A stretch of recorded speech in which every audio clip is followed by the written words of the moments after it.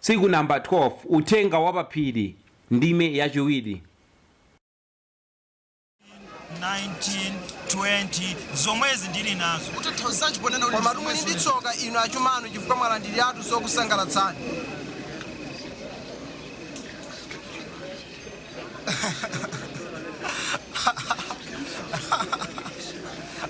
safuna kukhala olemera ayenera kukhala opanda mwayi.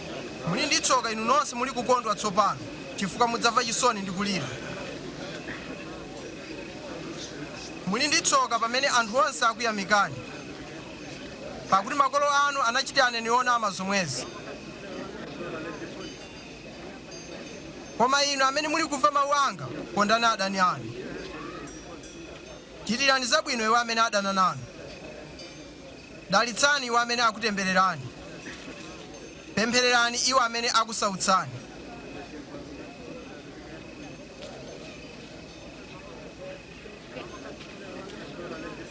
Munthu akamenya patsaya limodzi, umpatsenso linzake.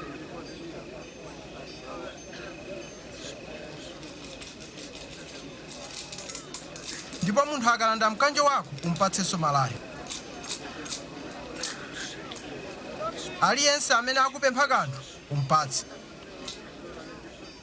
Ndipo munthu akatenga zinthu zako, usamuuze kuti abwezere. Muzichitira anthu ena monga mumufuna kuti iwo akuchitireni.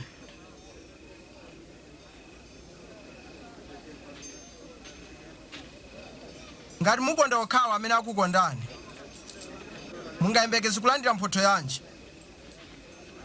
Ngakhale anthu osasamala za Mulungu amakondanso iwo amene awakonda. Ndipo ngati achitira zabwino iwo amene akuchitira zabwino, mungayembekeze mphotho yanji.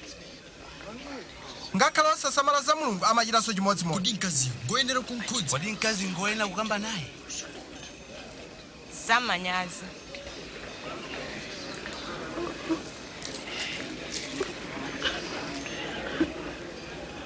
Iyayi, kondani adani anu, achiteni zabwino, muzikongoza osembekeza kulandira kanthu, apo mudzalandira mphotho yayikulu, ndipo mudzakhala ana a Mulungu wamwambamwamba. Pakuti iye amachitira zokoma, osayamika ndi oyipa omwe. Khalani achifundo, monga momwe Atate wanu wakumwamba ali wachifundo. Tipulumutseni Ambuye. Musaweruze ena ndipo Mulungu sadza kuweruzani. Musamatsutsa ena ndipo Mulungu sadza kutsutsani. Khululukirani ena ndipo Mulungu adzakukhululukirani. Tsokani m'njira yanu Ambuye.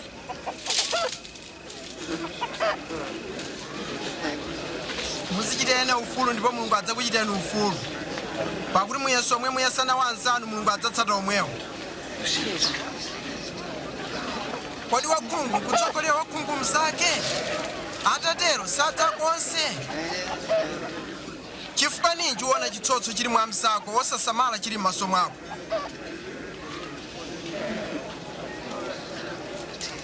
Titsogolereni Ambuye. Tikufunani sopana Ambuye.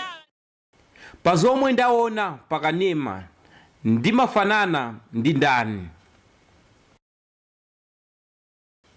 Kodi Yesu akuti chiyani za ine? Kodi zochitika ndi khalidwe ndi ziti zomwe ndiyenera kusintha?